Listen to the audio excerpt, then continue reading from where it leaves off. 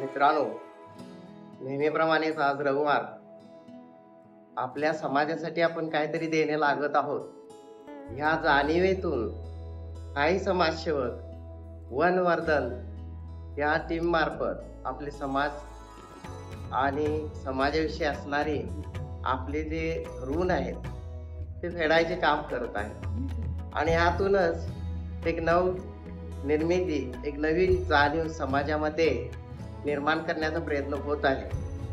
अशातूनच एक लाख मोलाचं काम आपल्या ह्या वनवर्धन टीमने हाती घेतलेलं आहे. हे म्हणजे आपले प्राथमिक शाळा जी आहे त्या शाळेचे ही शाळा जी समृद्ध दिसली पाहिजे त्या पद्धतीने ह्याचे जे सौंदर्य वाढवण्यासाठी ह्या शाळेला सुशोभित करण्याचे काम ह्या वनवर्धन टीम मार्फत होत आहे. त्या पद्धतीनं सकाळी थंडीतून काही लहान बालकापासून वयोवृद्ध लोकांपर्यंत जसं पाहिजे तसे लोकांनी येऊन आपला वेळ देत आहेत आणि त्या पद्धतीने हे काम पुढे चालू आहे.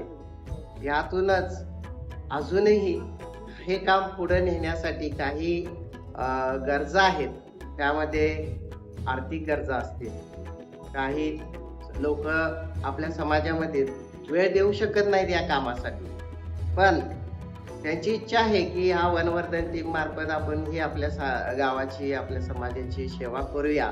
पण काही अडचणीमुळे ती लोक प्रत्यक्ष या ठिकाणी श्रमदानासाठी येऊ शकत नाहीत. तरी पण त्यांनी असं हळहळून न जाता किंवा उदास न होता आपण बाबा श्रमदानाला वेळ देऊ शकत नाही, पण आपण आर्थिक दान बी करू शकतो. आर्थिक दान ही श्रमदानाला एवढेही महत्वाचं आहे. तर अजूनही या शाळेच्या बरेचशा अशा गरजा आहेत. अजून शाळेचं मेन गेट बांधायचं आहे. शाळेच्या समोरचे जे सुशोभीकरणाचं काम सुरू आहे त्यामध्ये बरेच लोकांनी आतापर्यंत वर्गणी दिलेली आहे. त्या पद्धतीने हे काम चालू आहे. लोकवर्गणीतूनच हे काम चालू आहे आणि ह्याला असं कुठलं काय बाहेरनं फंडिंग वगैरे नाही.